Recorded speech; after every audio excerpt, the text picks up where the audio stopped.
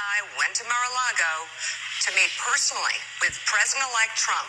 We didn't see eye to eye on a lot of issues, and we told him so. What we did agree on was to restart communications. In this meeting, President Trump was cheerful, he was upbeat, he seemed interested in finding common ground with Democrats on some of the most divisive issues.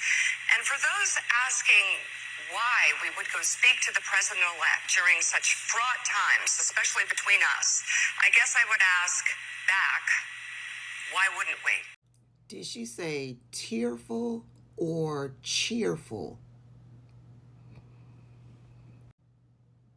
I will do my best over the next 4 years to cover all of Donald Trump's shenanigans so that you all understand what is going on with him and his administration. And I promise you that I won't have to kiss the ring or bend the knee to do that. That last statement that Mika throws in there, why wouldn't we? The statement / question, why wouldn't we? I would have responded with, why would you? Why would you attempt to restore communications with a person that you said was dangerous to this country, with a person that you called Hitler, with a person that you said was a fascist dictator, with a person that you said was a racist and was going to do harm to marginalized communities? Why would you want to restore communications with that type of individual that lacks that type of low moral character? It is true what they say. You are the company that you keep. It is my position, my opinion, that Mika Brzenzski and Joe Scarborough just succumbed to fascism.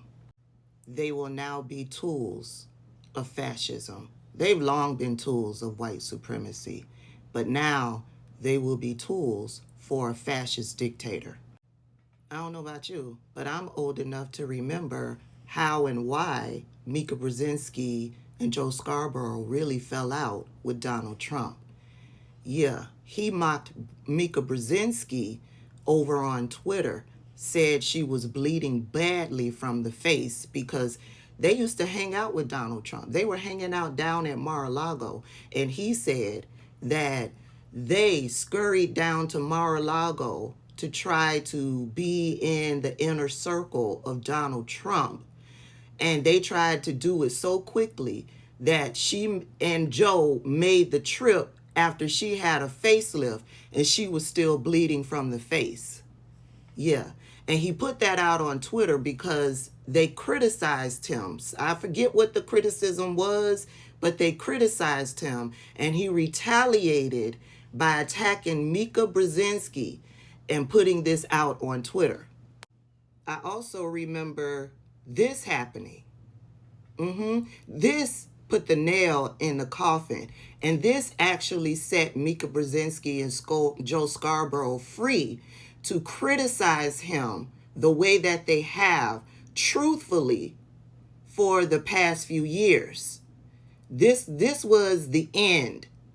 There was no coming back from this. So I thought Donald Trump went to the Rose Garden and did a press conference basically saying that Joe Scarborough was responsible for this Lori person. I'm not going to try to say her last name because I'm sure I will butcher it. She used to work for Joe Scarborough when he was a congressman.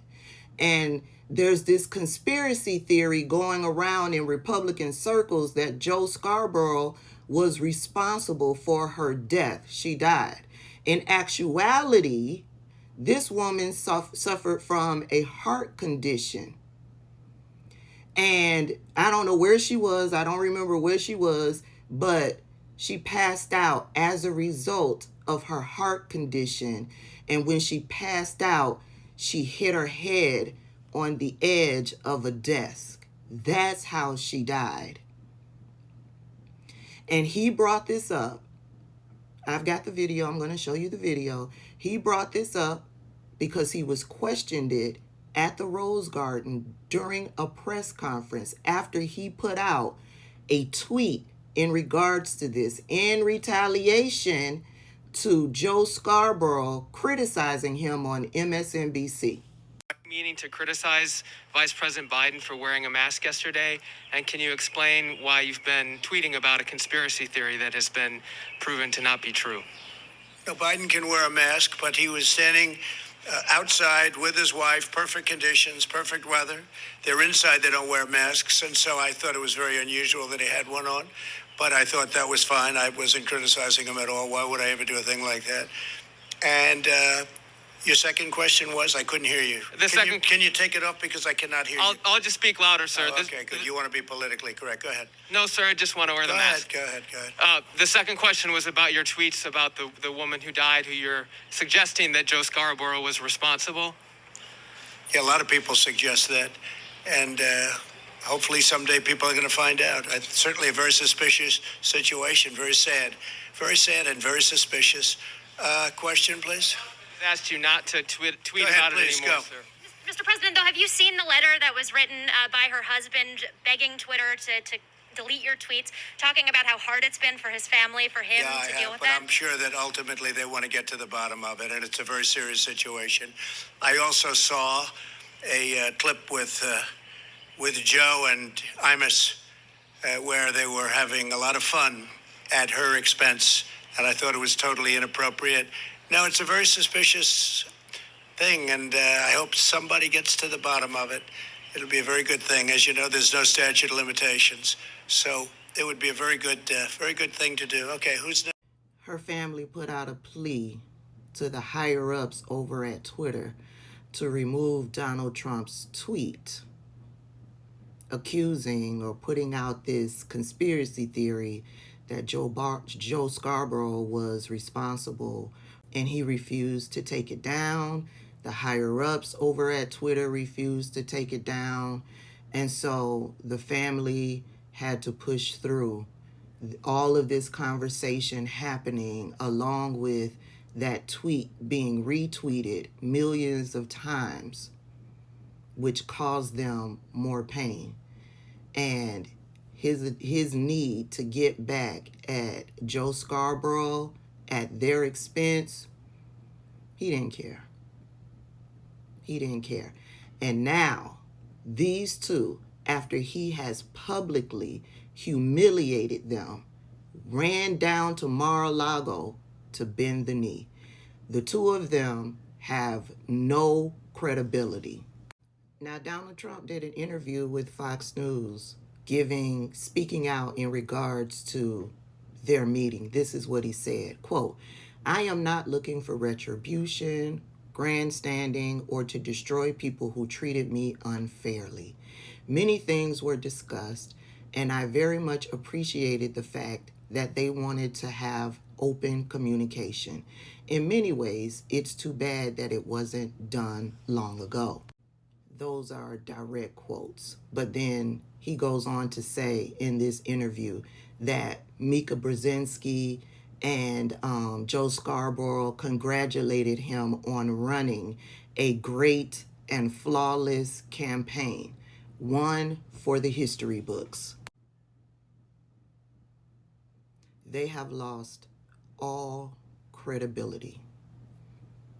They say they aren't going to normalize Trump, but if that's what they said to him, they will be moving to normalize Trump. I feel comfortable in saying that we are officially in a fascist society, and if we do not resist, it will get worse from here.